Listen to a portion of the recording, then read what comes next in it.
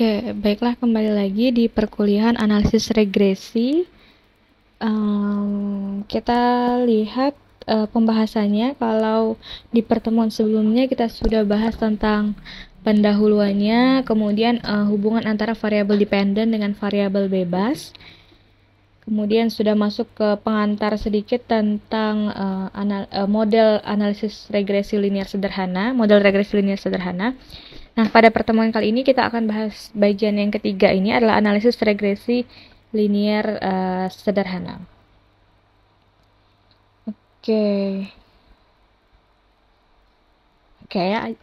Analisis regresi. Jadi, analisis regresi itu adalah salah satu teknik statistik yang paling populer yang digunakan untuk tujuan pendugaan tentang nilai variabel dependen Y.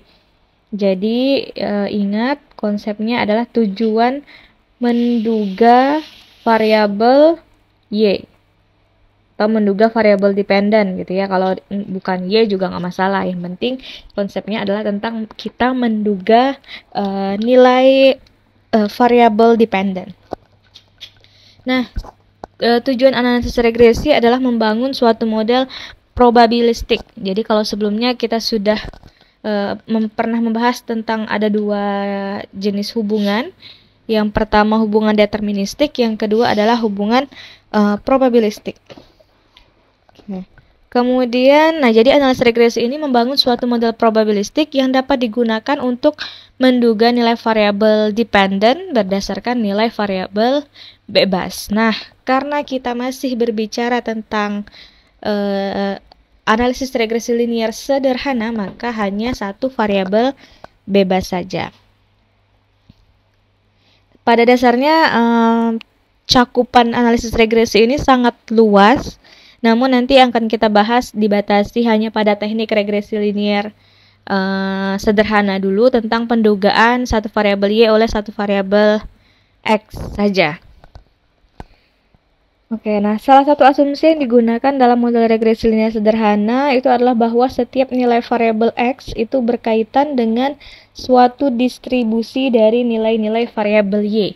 Jadi setiap nilai di X itu berkaitan dengan suatu distribusi dari nilai-nilai variabel di Y. Selanjutnya kita bisa gunakan notasi ekspektasi YI bersyarat X sama dengan XI atau ekspektasi YI bersyarat XI. Nah, ingat lagi bagaimana tentang konsep bersyarat ini, variabel acak yang bersyarat atau peluang bersyarat atau ekspektasi bersyarat. Kita harus silahkan diingat-ingat lagi bagaimana konsepnya, yang mana yang terjadi lebih dahulu, yang mana yang harus diketahui lebih dahulu gitu ya. Dan ingat lagi konsep analisis regresi tadi menduga variabel Y. Artinya si X kita sudah tahu, makanya bersyaratnya adalah YI bersyarat XI. Karena yang terjadi lebih dahulu adalah yang menjadi syaratnya. Sehingga tadi benar konsepnya dengan analisis regresi, yaitu menduga variabel Y dari variabel X gitu ya. Nah, YI itu adalah nilai variabel bebas tertentu, nilai variabel bebas ke I berarti X, yaitu X sama dengan XI, sedangkan fungsi kepekatan atau kepadatan variabel acak Y itu, jadi ada fungsi karena berkaitan dengan distribusi, kemudian ada variabel acak, maka nanti kita punya fungsi kepekatan variabel atau fungsi kepadatan variabel. Variabel acak Y itu dinotasikan dengan FY bersyarat X. Nah, asumsi lain yang digunakan dalam suatu model regresi linear sederhana ini adalah bahwa hubungan antara nilai harapan bagi YI dengan nilai XI itu dapat dinyatakan melalui persamaan berikut, yaitu ekspektasi YI sama dengan beta 0 plus beta 1 XI. Di mana beta 0 dan beta 1-nya itu parameter regresi yang kita tidak tahu nilainya, nanti akan kita estimasi. Gitu ya.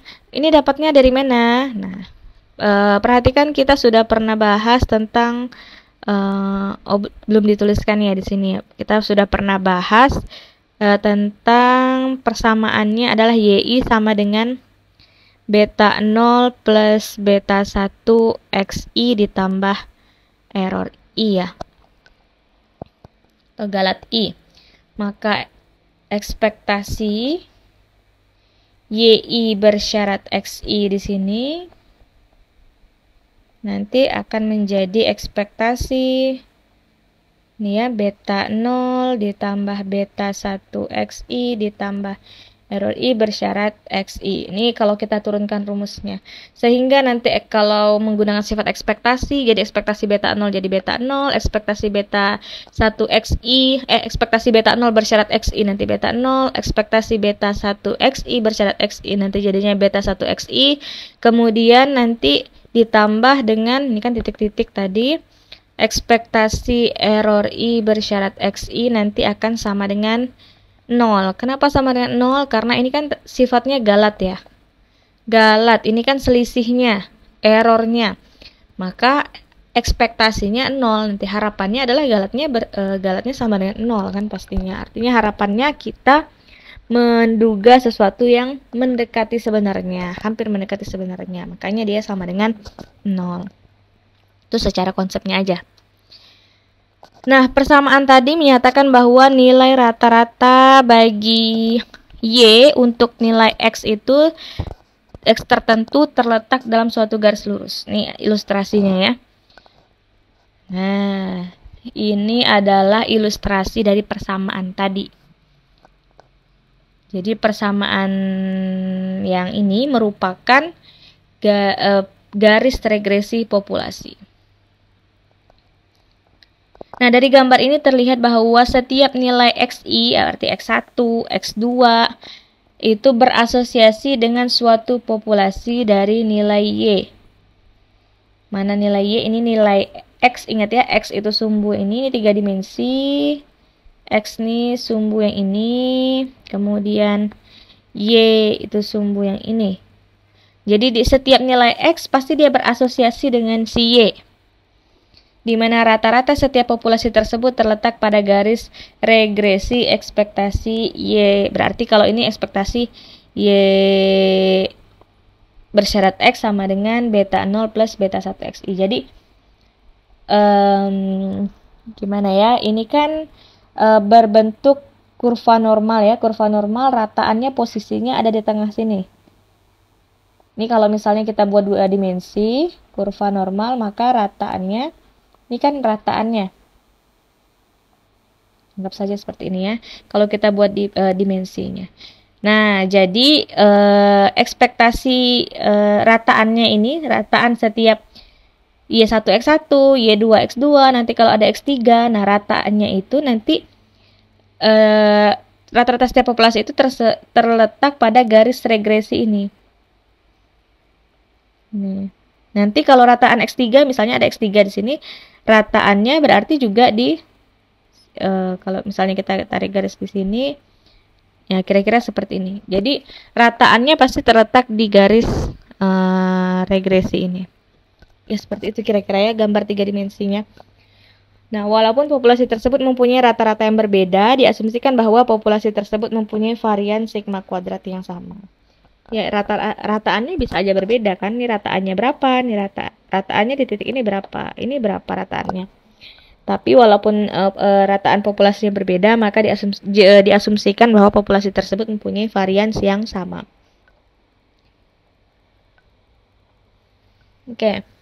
Nah, itu hanya visualisasinya saja. Setidaknya kalian paham posisinya di mana, posisi persamaannya dan cara menggambarkannya. Oke, selanjutnya telah dikemukakan tadi bahwa faktor-faktor lain selain variabel X yang mempengaruhi nilai-nilai variabel Y itu adalah ada faktor lain gitu, yaitu faktor galat nanti. Ada epsilon I. Jadi faktor-faktor tersebut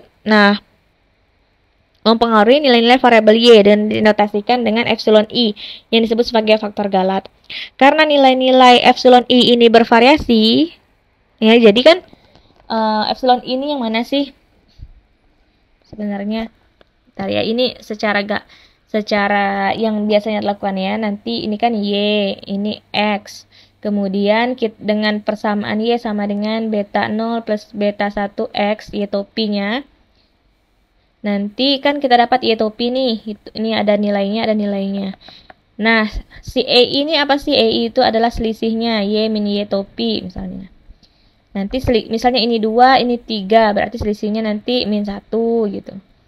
Nah, ini 4, misalnya ini 4, selisihnya 0. Nah, selisih si epsilon I ini kan bervariasi nilainya. Nah, ini maksudnya. Maka nilai-nilai tersebut merupakan suatu variabel acak juga yang disebut dengan variabel acak Galat. Jadi kalau tadi ini Y sama dengan beta 0 tambah beta 1X ditambah epsilon, ini variabel acak, ini juga akibatnya harus variabel acak, karena sebelah kiri variabel acak, sebelah kanan juga harus sama variabel acak. Sehingga ekspektasi I sama dengan YI dikurang ekspektasi YI dikurang XI. Nah, ini tadi yang saya bilang. Berarti ini Y observasi yang sebenarnya, ini yang prediksinya. Itu beta 0 plus beta 1 XI. Itulah yang dinamakan Galat. Nah, setiap nilai pengamatan YI itu sama dengan nilai harapannya ditambah Galat.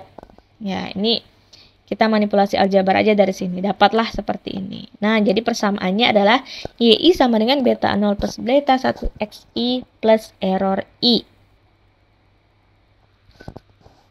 Nah, dalam penggunaannya, analisis regresi yang sederhana ini sangat bergantung pada berbagai asumsi yang berkaitan dengan variabel acak Galat tersebut. Asumsi dasarnya ada 2. Yang pertama, variabel acak Galat berdistribusi normal dengan rata-rata sama dengan 0 dan punya variansi yang sama untuk semua nilai X, yaitu sigma E kuadrat, sigma kuadrat E. Jadi variabel acak Galatnya berdistribusi normal, rataannya gini ya. Kan kita punya Y I sama dengan beta 0 ditambah beta 1 XI ditambah epsilon I. Dengan biasanya dituliskan dengan epsilon I itu berdistribusi normal, rataannya 0 dan variansinya sama, yaitu sigma kuadrat E. Kemudian nilai-nilai Galat bersifat independen satu sama lain dan tidak berkaitan dengan variabel X. Jadi Galatnya itu harus saling bebas, independen satu sama lain. Artinya Galat ke-1 harus saling bebas dengan Galat kedua, Galat ke-1 dan ketiga, 2 dengan ketiga, dan seterusnya. Dan tidak berkaitan dengan variabel X. Jadi saling bebas, dia nggak ada kaitannya dengan dirinya sendiri dan tidak berkaitan dengan si variabel X.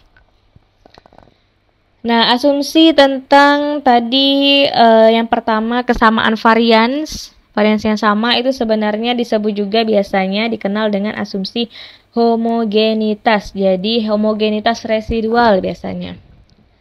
Jadi variansnya itu harus memiliki varians yang sama. Artinya nilai-nilai Galat tersebut memiliki varians yang sama, tidak peduli berapapun X-nya. Kemudian yang kedua, asumsi tentang keindependenan Galat itu berarti bahwa nilai-nilai Galat tersebut tidak berkaitan satu sama lain. Nah, pelanggaran terhadap asumsi-asumsi tersebut dapat mengakibatkan nilai dugaan bagi varians menjadi bias. Jadi kalau misalnya tetap dibiarkan, tetap kita asumsinya dia padahal melanggar asumsi pertama yaitu homogenitas, maka hasilnya itu bisa jadi bias dan pengujian hipotesis terhadap parameter regresi itu menjadi tidak sah. Jadi perlu diperhatikan. Jadi tidak serta-merta hanya ketika sampai dapat beta 0 dan beta 1 berhenti. Jadi tetap harus mempertimbangkan. Setelah itu langkah berikutnya adalah mengecek si asumsi Galatnya, apakah dia variansinya sama dan apakah dia saling bebas antar Galat atau tidak. Seperti itu. Nah, kemudian kita masuk ke penduga kuadrat terkecil bagi beta 0 dan beta 1. Nah, jadi ini kita sudah mulai menduga parameter. Nah, karena parameter beta 0 dan beta 1 itu tadi di yang sebelum-sebelumnya kita pelajari, ini kita tidak tahu besarannya, maka persamaan regresinya tidak kita ketahui juga. Gitu ya. Jadi kita nggak, karena beta 0 dan beta 1-nya belum tahu, ya kita nggak tahu juga persamaan regresinya. Sehingga kita harus menduga persamaan regresi tersebut. Menduganya ya balik lagi dengan konsep ini ya, konsep populasi dan sampel gitu. Jadi kita harus menduga berdasarkan data sampel. Nah, salah satu teknik pendugaan yang sering digunakan adalah metode kuadrat terkecil. Metode kuadrat terkecil. Nah, di sini misalkan B0 dan B1 masing-masing nilai dugaan parameter bagi beta 0 dan beta 1. Jadi si B0 itu menduga si beta 0, B1 menduga si beta 1. Gitu. Maka nilai dugaan bagi YI dinotasikan dengan YI topi sama dengan B0 plus beta 1 XI. Nah, persamaan ini diperoleh berdasarkan atas data sampel ya. Jadi tadi B0 itu menduga parameter populasi beta 0, B1 itu menduga beta 1. Maka persamaan ini disebut garis regresi sampel, yang merupakan penduga bagi garis regresi populasi. Nah, faktor galat bagi data sampel itu biasanya disebut sebagai sisaan atau residual. Nah, makanya kalau sebenarnya berbeda. Kalau galat itu kita berbicara tentang populasi. Kalau residual kita bicaranya tentang sampel.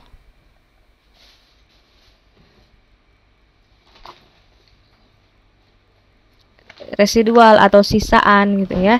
Itu untuk sampel, dan notasinya kalau galat kita pakai epsilon, kalau ini pakai E. Itu yang membedakan, satu epsilon I, satu EI, dimana EI itu adalah selisih antara nilai pengamatan YI dan Y topi I. Nah, tadi ini kita dapat Y topi I-nya, kita substitusikan aja dari sini, dapatlah persamaan EI sama dengan YI min B0 min B1 XI. Nah, dengan demikian nilai sisaan itu merupakan simpangan dari nilai dugaan terhadap nilai pengamatannya, sehingga dapat digunakan untuk mengukur kesalahan pendugaan. Jadi, ya, nilai simpangan itu tadi nilai residual sebenarnya. Nah, nanti ada beberapa kondisi. Nah, ini dia. Jika nilai pengamatan bagi variabel dependen itu lebih besar dari nilai dugaannya, YI besar dari Y topi, maka sisaan nanti akan bernilai positif. Misalnya YI-nya itu ya ini YI, ini Y, ini Y topi. Misalnya ini 4, ini 3, maka galatnya adalah 1. Dan jika nilai pengamatan tersebut lebih kecil dari nilai dugaannya, maka sisaannya akan bernilai negatif. Kemudian suatu pendugaan yang sempurna terjadi ketika YI sama dengan Y topi, maka sisaannya akan bernilai 0. Kemudian ini adalah ilustrasi tentang hubungan antara YI, Y topi, dan EI. Nah, ini juga yang sering menjadi pertanyaan ya, gimana? Coba gambarkan garis regresinya, coba tunjukkan posisi E itu di mana gitu. Biasanya seperti itu. Nah, garis ini adalah garis regresinya ya, garis yang berwarna hitam ini Y topi sama dengan B0 plus beta 1X.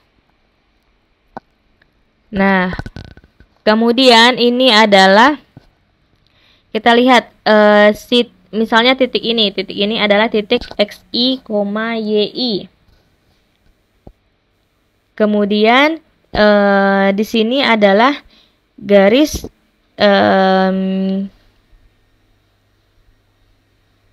misalkan kita ambil titik yang mana ya?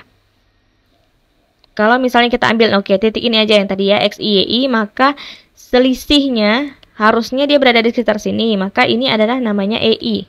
Oh, ini sudah dituliskan ya. Jadi jarak antara titik ini dengan garis regresi itu namanya EI. Harusnya, nah artinya semakin dekat sebenarnya di sini, maka simpangannya atau residualnya nanti akan semakin kecil. Harapannya adalah dia berada makin dekat dengan garis si regresi tadi. Seperti itu. Jadi bentuknya adalah ilustrasinya hubungan antara si YI kemudian Y topinya, kemudian EI-nya seperti itu. Oleh karena itu, jumlah kuadrat sisaan disingkat JKS itu dihitung dengan rumus sigma EI kuadrat. Nah, ini dapatnya dari mana? Wah, ini typo ya. Ini harusnya sigma besar. Salah di lateksnya. Jadi, ini balik lagi ke prinsip kuadrat terkecil ya. Prinsip kuadrat terkecil, yaitu meminimumkan, saya pakai warna merah saja. Meminimumkan jumlah kuadrat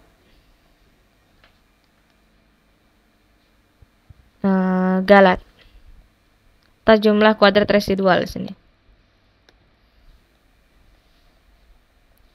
Oke, sekarang kita lihat jumlah kuadrat residual. Residual itu, ini dapatnya dari residual itu EI misalnya. Jumlah kuadrat residual. Residualnya ini kuadratnya, berarti ini dikuadratkan. Kemudian jumlah berarti disigmakan. Nah, dapatlah dia seperti ini. Sama dengan sigma YI min YI topi. Ini adalah definisi dari si EI. Ini sigma ya. Nah, kita kembalikan lagi YI topinya. Dapatlah JKS-nya seperti ini. Penduga persamaan regresi dengan metode kuadrat terkecil pada dasarnya dilakukan dengan menentukan garis regresi sampel yang meminimumkan jumlah kuadrat sisaan atau jumlah kuadrat residual.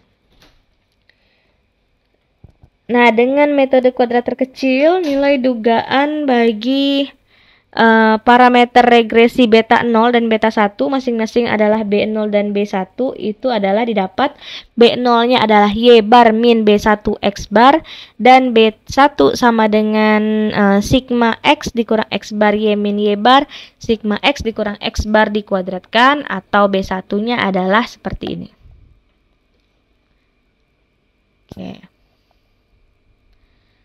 Selanjutnya, dapat dari mana nilai ini? Oke, baiklah, kita coba turunkan ya. Kita coba turunkan.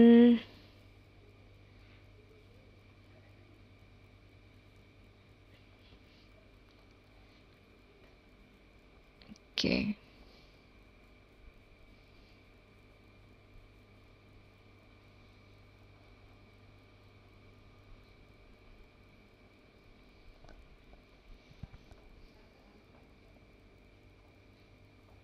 Oke, kita coba terlalu kecil.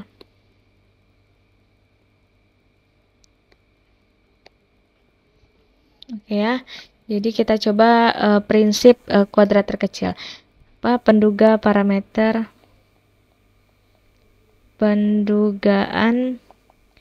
parameter beta 0 dan beta 1. Tadi prinsipnya adalah di JKS-nya itu adalah sigma E kuadrat sama dengan sigma Y dikurang Y topi kuadrat. Y topi kita substitusikan aja, bentuknya adalah Y min B0 min B1 X dikuadratkan. Sehingga ini kalau kita operasikan kuadratnya, kemudian masing-masing suku kita sigmakan, dapatlah sigma Y kuadrat min 2B0 sigma Y dikurang 2B1 sigma XY ditambah NB0 kuadrat ditambah 2B0 B1 sigma X ditambah B1 kuadrat sigma X kuadrat. Oke, prinsipnya tadi meminimumkan jumlah kuadrat sisaannya. Nah, perhatikan cara meminimumkan berarti kita menggunakan konsep turunan. Turunan dari kita mau menduga apa misalnya. Tuliskan dulu. Misalnya kita mau menduga si B0 ya, maka turunan pertama JKS terhadap B0 itu adalah do JKS per do B0. Nah, ini persamaan JKS ini diturunkan terhadap B0. Maka dapatlah, ini kan nggak ada B0, ini ada B0-nya. Berarti min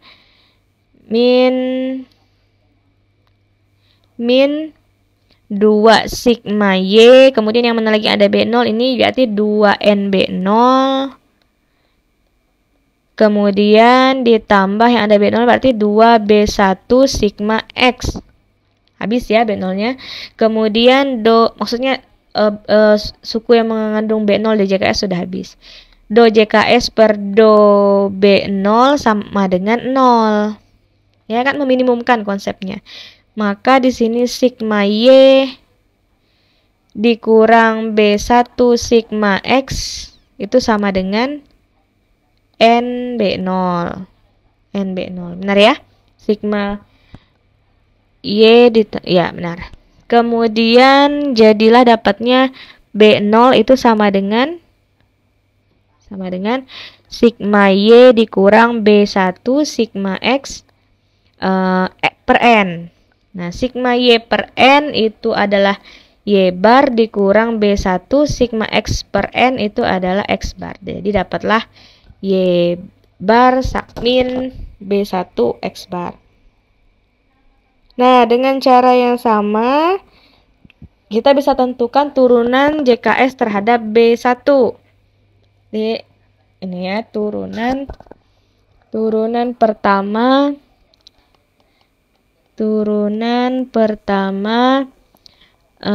JKS terhadap B1. Kemudian kita samakan dengan 0.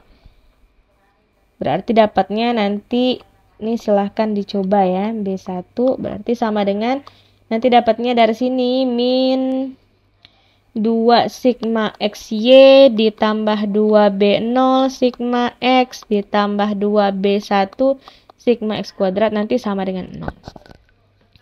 Kemudian setelah itu kita sudah dapat B0-nya. Maka kita substitusikan nanti nilai B0-nya. Jadi ini kan masih ada memuat B0.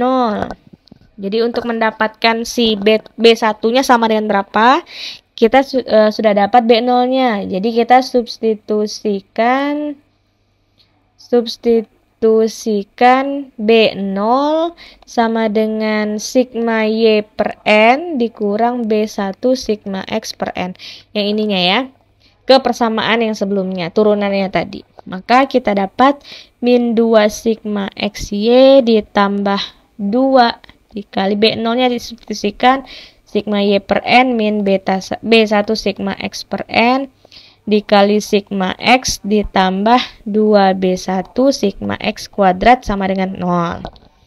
Setelah itu kita operasikan suku yang ini, jadi kita dapatnya min 2 sigma XY ditambah 2 sigma Y, ini berarti sigma X per N dikurang 2B1 sigma X dikuadratkan per N ditambah 2B1 sigma X kuadrat sama dengan 0. Oke, kemudian B1, nah ini ya kita manipulasi aljabar di sini, kita buat jadinya nanti B1 sigma X kuadrat dikurang B1 sigma X dikuadratkan per N nanti sama dengan sigma Y sigma X per N dikurang sigma XY. Kemudian ini nanti dapatnya menjadi per N kita samakan penyebut jadinya B1N sigma X kuadrat B sigma X dikuadratkan sama dengan sigma Y sigma X dikurang N sigma XY. Oke, ini berarti jadinya B1N sigma X kuadrat min sigma X dikuadratkan sama dengan sigma Y sigma X dikurang N sigma XY. Berarti ini B1-nya sama dengan sigma Y sigma X dikurang N sigma XY per miring ya, per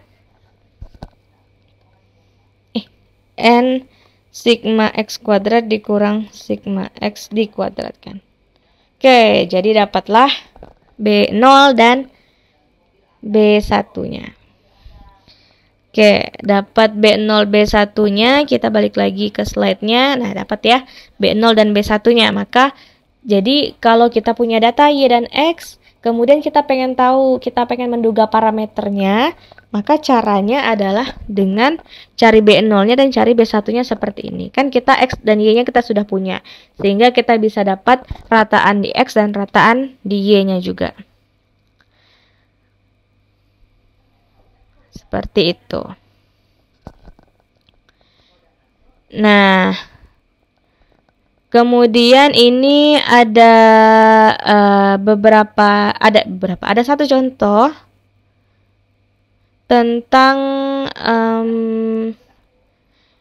tentang regresi ini tadi ya, jadi menduganya. Nah, data berikut ini adalah sebagian data dari penelitian yang dilakukan oleh Dr. Gusti Zakaria Ansari, Fakultas Pertanian. Ini diambil pengukuran terhadap sampel tanah gambut yang diambil dari 78 titik pengamatan. Kemudian persamaan regresi untuk menduga hubungan antara berat kering tanah dengan berat basahnya. Berat kering tanah itu variabel Y dan berat basahnya variabel X ya. Jadi dependen dan variabel bebasnya. Ini kemudian ada datanya. Nah, silahkan coba dikerjakan dengan coba menduga parameternya B0 dan B1-nya berapa dengan cara yang tadi ya. Nah, silahkan dikerjakan, semoga berhasil. Berikutnya nanti kita akan bahas di video berikutnya lagi, nanti kita akan bahas masih lanjutannya, masih analisis regresi sederhana, masih banyak. Jadi kita baru membahas yang pertama, ada yang kedua, ketiga, dan keempat. Oke, silahkan dipelajari dan dikerjakan tadi contohnya, nanti akan kita bahas juga. Terima kasih.